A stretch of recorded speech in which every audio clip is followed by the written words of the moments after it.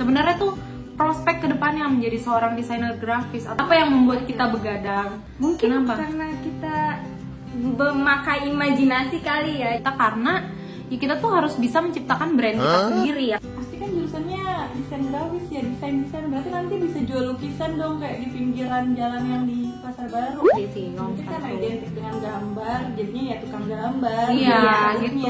Cuman ya enggak sih sebenarnya, kayak kalian tuh cakupannya luas banget. Jadi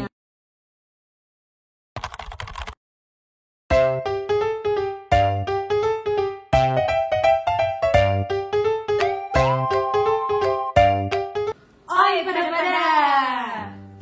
Nah, ketemu lagi di channel Buba Novi dengan gue Novi, dan ini sekarang gue ngajak teman-teman gue nih. Yang pertama ada Ratna. Hai. Dan juga Asti. hai. Kita dari geng desain grafis. Nggak apa sih aja. Anjir. Sesuai dengan judulnya, kita itu mau ngebahas secara mendalam tentang desain grafis gitu, khususnya di Politeknik Negeri Jakarta. Dan gimana sih sebenarnya anak DG nih gitu kan, kalian kan pasti banyak bertanya-tanya nih. Terus udah gitu mungkin ini bisa jadi informasi yang penting buat maba-maba atau misalnya buat orang luar di luar sana yang pengen tahu tentang dunia desain grafis tuh kayak gimana sih gitu.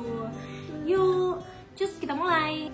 Nah, sebelumnya kita mau jelasin dulu nih kalau misalnya kita ini adalah lulusan Politeknik Negeri Jakarta, konsentrasi desain grafis, yaitu D3 gitu. Tahun berapa sih Kak?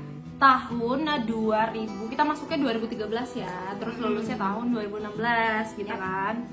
Nah, sebelum cerita kesana kemari gitu kan, mungkin kalian penasaran nih gimana caranya masuk PNJ ini gitu, ada jalur apa aja sih gitu. Yang pertama itu intinya ada 2 jalur. Yang pertama ada jalur undangan, yang satunya lagi ada UMPN atau jalur mandiri ya kan. Waktu itu gue masuk ke UMPN. UMPN juga. Semuanya UMPN gitu kan, lewat jalur mandiri. Nah, terus habis itu kita mau jelasin kalau misalnya itu ada beberapa jurusan ya di Politeknik Negeri Jakarta. Emang tulisannya kan teknik gitu ya, kesannya tuh teknik-teknik semua gitu. Sebenarnya jurusan kita juga teknik, namanya adalah Teknik Grafika dan Penerbitan. Nah, di Teknik Grafika dan Penerbitan ini ada 4 prodi. Yang pertama ada prodi konsentrasi desain grafis, terus yang kedua ada penerbitan, terus ada teknik grafikanya sendiri, terus yang keempat ada packaging atau cetak kemasan ya. Itu yang baru ya, waktu tahun kita belum ada kan? Iya, belum ada. Nah, sebelum berlanjut masuk ke dunia desain grafis ini, sebelum kita menjelaskan lebih lanjut, sebenarnya kalian tahu nggak sih bedanya desain grafis dan DKV? Banyak banget tahu itu yang nanyain kalau misalnya desain grafis apa sih bedanya sama DKV gitu kan. Jadi di sini gue mau nanya aja nih sama kalian, gimana menurut kalian, beda nggak sih desain grafis sama DKV? Kita tanya aja sama Asti karena kebetulan kita kan D3 desain grafis. Nah, dia lanjut nih ke ekstensi S1 DKV gitu. Gimana menurut lo, ada yang beda nggak? Bedanya sih pasti ada ya. Walaupun sebenarnya desain grafis itu adalah bagian dari DKV. Sebenarnya sih gitu. Cuman kalau misalkan di desain grafis, kita tuh kayak lebih belajarnya tuh lebih fokus dan lebih concern, karena emang kalau di TGP sih namanya emang konsentrasi desain grafis. Nah, itu kita lebih concern gimana sih bikin desain yang gunain elemen-elemen visual desainnya, penempatannya gitu-gitu kan. Lebih ke teknik ya. Sedangkan kalau si desain komunikasi visual menurut gue pribadi itu kayak lebih gimana sih lo nyampein visual yang udah lo buat tuh ke audiens. Gimana sih audiens tuh bisa nerima visual yang lo udah buat, yang udah lo konsepin gitu sih. Lebih ke kayak gitu aja perbedaannya. Cuman intinya sih tetap sama gitu. Tetap sama ya, tetap desain tuh ya. pokoknya sama-sama ada pesannya gitu ya. Cuman intinya kalau di DKV lebih dimatengin lah gitu, bener-bener gimana cara menyampaikan pesannya itu gimana sih gitu dari lebih komplit gitu. Lebih komplit. Betul. Nah, lanjut nih ke pertanyaan selanjutnya. Kan banyak banget yang nanyain berapa sih SPP desain grafis di PNJ gitu kan waktu tahun 2013. Kalau zaman kita itu itu dimulai dari 3 jutaan ya, tapi Range 3 juta ya. 3 juta. Start 3 juta. Iya, kalau kita tuh sistemnya kayak per paket, jadi tuh udah kayak diatur dari kampusnya itu 3 juta. Jadi kita tuh kayak nggak pakai per SKS gitu loh. Jadi di D3 kita itu nggak sistemnya nggak SKS tapi per paket. Jadi udah dibuat sama kampusnya, sama pihak kampus. Ini lo mata kuliah buat di semester 1, 2, 3, 4 dan selanjutnya gitu kan, kayak gitu. Terus makanya kita teman sekelasnya itu selama 3 tahun berturut-turut kita kuliah sama orang itu aja gitu. Jadi nggak berubah-ubah. Nah terus sebenarnya tuh Kak, di desain grafis itu sebenarnya belajar apa aja sih? Apa aja yang dipelajarin gitu? Gimana? Tanda tanya. Gimana apa aja yang dipelajarin ya? Nggak ada, yang penting biar bisa, yang penting kita bisa bertahan hidup ya ntar di masa depan. Jadi intinya gini, kalau di kita tuh pelajaran itu kalau di semester awal, di semester 1, 2 itu tuh lebih ke kita tuh mengasah gimana sih skill manual kita gitu loh. Jadi maksudnya manual adalah menggambar, terus mana yang kita bikin sesuatu dari misalnya potongan-potongan kancing kayak gitu-gitu. Pokoknya intinya mengasah estetika kita dalam berdesain gitu. Tapi nanti pas begitu udah di semester lanjutannya dan menuju tingkat akhir baru tuh kita didalami ke yang bagian digitalnya gitu.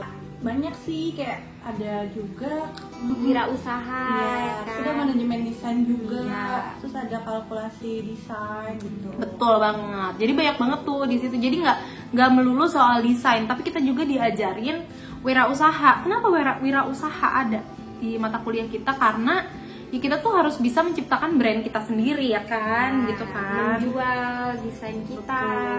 Yang mana akan membuka lowongan pekerjaan baru. Betul. Terus ada juga tadi manajemen desain ya yang relate ke wirausaha gitu. Iya benar-benar tuh. Kayak waktu ujiannya ya digabung gitu pas kita lagi nge-build brand gitu atau nge-build usaha, itu tuh dibarengin sama gimana sih nih manajemen desainnya gitu sih. Betul. Terus jangan lupa ada juga kalkulasi desain. Periklanan juga ada. Iya, periklanan juga ada. Packaging juga ada kan kita ya? Betul, packaging ada gitu kan. Nah, kayaknya itu juga deh yang membedakan kita DKV sama desain grafis, khususnya kita kan dari teknik grafika dan penerbitan. Jadi kita juga diajarkan gimana caranya desain itu nanti hasilnya tuh bakalan dicetak tuh kayak gimana gitu. Betul banget. Gitu, ya kan? Gitu. Terus udah gitu ya kalkulasi desain, gimana caranya kita menghitung biaya desain gitu loh. Kita ngasih ke klien gimana caranya, iya benar gitu kan. Buat kalian yang di luar sana yang lagi SJ-an gitu. Atau freelance. Betul. Ya kayak gitu. Terus nah buat kalian yang sebagai seorang mahasiswa dan mahasiswi desain grafis, sebenarnya Kak, apa aja sih yang harus di prepare gitu loh kalau misalnya mau masuk nih desain grafis, apa aja yang harus disiapin?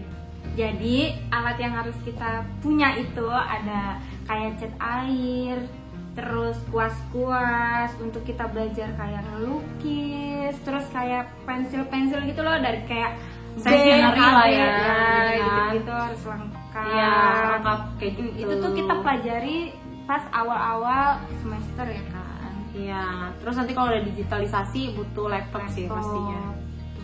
Kita emang harus punya laptop kan. Ya kalau laptop sih makanya wajib. Iya, tapi dari kampusnya ada juga sih disediakan. Karena tidak mungkin kalau kita sedang bekerja kita meminjam. Iya, benar gitu.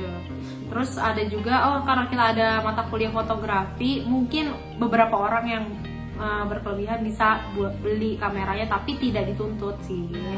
Bisa di sana juga udah disediain lah gitu. Studio ya.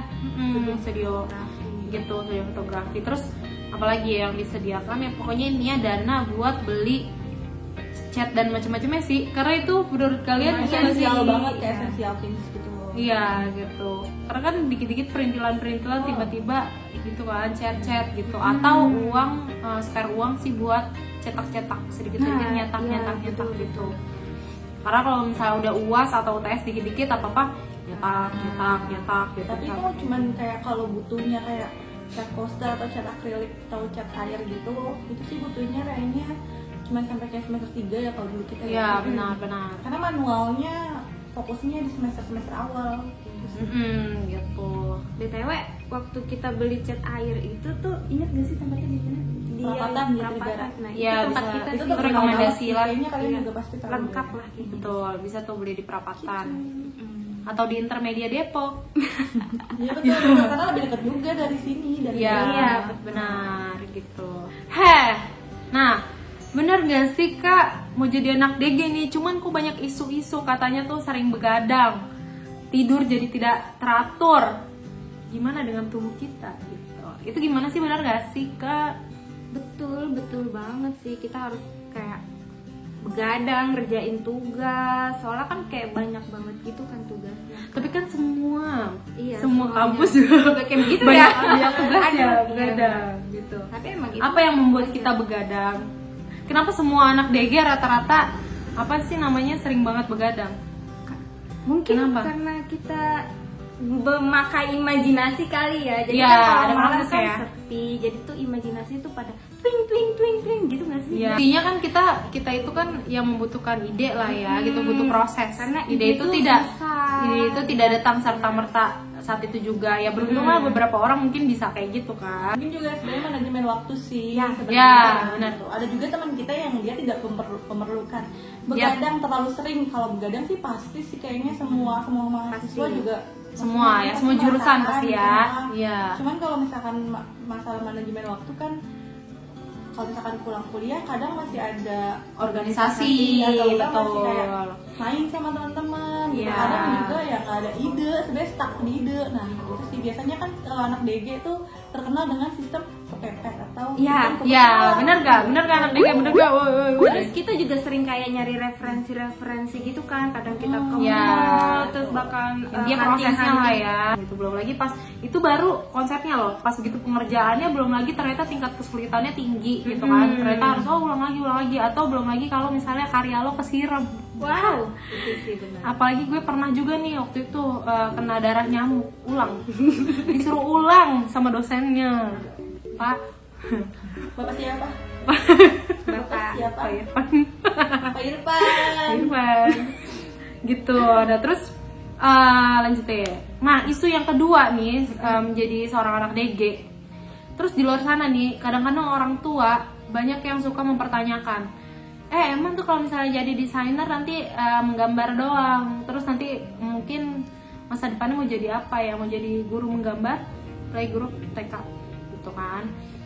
Nah, sesuai yang tadi kita udah jelasin sih ya, sebenarnya kita tidak cuma ngegambar doang, nggak cuma nge-create sebuah visual doang. Intinya lo gimana caranya nge-build konsep itu dari scratch. Ya kan? Sebenarnya sih nggak kayak gitu sih, tapi memang stigma masyarakat kayaknya luas. Gue pribadi sih punya pengalaman juga kayak gitu. Kalau orang tua gue sih nggak yang berpikiran kayak gitu ya, tapi kan pikiran orang lain tuh banyak gitu loh, kayak tetangga gue gitu. Soalnya kalau kalian tahu di Pasar Baru itu tuh ada yang jual lukisan gitu kan sepanjang jalan gitu loh. Seniman. Kayak lihat lah. yang menjual lukisan itu tuh sampai dulu nyokap gue pernah ada tetangga dia tuh ngomong gini, Mama Asti gitu kan dipanggilnya. Itu pasti kan jurusannya desain grafis ya, desain berarti nanti bisa jual lukisan dong kayak di pinggiran jalan yang di Pasar Baru.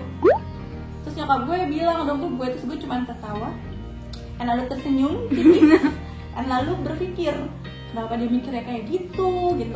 Cuman ya sebenarnya nggak salah sih, karena orang yang kalau tahu orang awam mungkin desain ya gambar apalagi gitu. nggak salah Setuju sih. Betul, Cuman betul, kalau betul. misalkan ngomongnya kayak gitu ya pinter-pinternya kita ngejelasin aja sih. Iya. Gak melulu loh, Iya. luas banget kan, luas banget. banget. Bahkan kita sekarang juga pekerjaannya kita nih beda-beda, nggak melulu desain grafis gitu kan. Kan kita diajarin juga periklanan, bisa jadi apa nantinya tuh kalian masuk jadi digital marketing gitu kan, karena kan itu juga part of it gitu kan. Iya, Terus betul.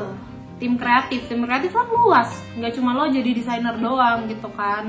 Bahkan desainer juga ada pecahannya, ada tekstur desainer, ada loh Ya, tekstur desainer, betul, terus betul. 3D desainer, Ya. ya kan, macam-macam tuh bercabang-cabang. Belum lagi lo jadi produser Luas atau banget misalnya sih kalau di dunia kreatif. betul banget, misalnya lo suka sama fotografi, lo jadi fotografer or videografer, karena emang ya ada gitu mata kuliahnya gitu kan. Mungkin Cuma memang tidak terlalu mendalam lah gitu kan. Ada jurusannya sendiri sih kalau Mungkin karena misalnya. identik dengan gambar, jadinya ya tukang gambar. Iya, Jadinya, gitu. Cuman ya enggak sih sebenarnya, kayak kalian tuh cakupannya luas banget. Jadi tuh keuntungan-keuntungannya menjadi seorang desain grafis, yaitu ya tadi yang udah disebutin ya, macam-macamnya gitu kan. Terus juga keuntungan lain kalau misalnya kalian menjadi seorang mahasiswi desain grafis, kalian bisa side job man di tengah-tengah kuliah. Dan Tapi tetap itu bagusnya. ya, tapi tetap tugas kuliah harus tetap Iya dikerjakan. dong. Gitu. Selain Gimana sih kayak side jobnya kayak gimana kak? Ini kakak-kakak yang sudah berpengalaman. skill kan, skill kita jadi semakin apa ya, semakin jago lah Semakin gitu. upgrade gitu lah. Iya. Iya. Banyak sih side job dulu juga banyak sih. Kita maksudnya kayak yang tadi tuh karena kita tukang gambar dibilangnya ya, banyak sih kayak side job kayak bikin gambar, Ilustrasi, gitu. ya. Karena kan waktu kita Aktor. kuliah tuh kita belum fokus kayak nyari side joban yang berat-berat, pasti yang masih berhubungan dengan menggambar gitu. Menggambarnya itu kayak bikin ilustrasi. Dulu kan lagi zaman-zamannya kayak, ya sekarang juga zaman sih, tapi kayak ilustrasi digital karakter gitu loh, kayak lu wisuda nih, lu mau kasih temen lu gitu kan, kita bikinin nih digital kartunnya atau digital karakternya kayak gitu, atau enggak ada bikin poster gitu, Betul banner, banget. gitu banyak sih, banyak banget. Banyak banget. Lagi sekarang tuh kayaknya di mana-mana kayaknya udah nggak lepas sih dari desain ya, kayak yang tadi balik lagi tuh kayak ke invitation gitu. Sekarang kan lagi hits banget gitu, kayak digital invitation, kayak atau enggak video-video kayak undangan tapi bentuknya video gitu kan. Jadi tuh ada bagian dari desainer grafis gitu, dari graphic designer tuh ada bagiannya di situ. Jadi bener-bener luas banget, dan menurut gue pribadi sih nggak akan mati Iya, gitu. betul, Karena ya. emang dibutuhkan gitu. Ya, dibutuhkan, benar. Nah, ini relate nih ke pertanyaan selanjutnya. Sebenarnya tuh prospek kedepannya menjadi seorang desainer grafis, atau misalnya kita mengambil jurusan desain grafis di perkuliahan, sebenarnya prospek kedepannya tuh kayak gimana sih kak? Gitu. Kalau ngomongin pekerjaan ya ini maksudnya, Ya, pekerjaan berarti prospek kedepannya. atau enggak kesempatan kerja yang berhubungan dengan graphic designer atau desain Betul. grafis gitu. Yo. Itu banyak banget. Kayak gue dulu pertama kali gue lulus, ya gue jadi desainer grafis junior gitu. Tapi sekarang ya bisa jadi, sekarang gue sih digital marketing sih lebih tepatnya gitu. Cuman itu sih menurut gue bisa lama-lama berkembang dan gak akan melulu soal desain sih, maksudnya.